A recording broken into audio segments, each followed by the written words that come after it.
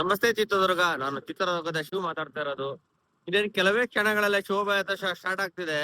DJ ಅನ್ನು permission ಕೊಟ್ಟಿದ್ದಾರೆ, but ಎಲ್ಲೆಲ್ಲಿ ಕೊಟ್ಟಿದ್ದಾರೆ ಅಂತ ಗೊತ್ತಿಲ್ಲ. ನೋಡ್ಕೊಂಬರಕ್ ಹೋಗೋಣ ಬನ್ನಿ ಈಗ.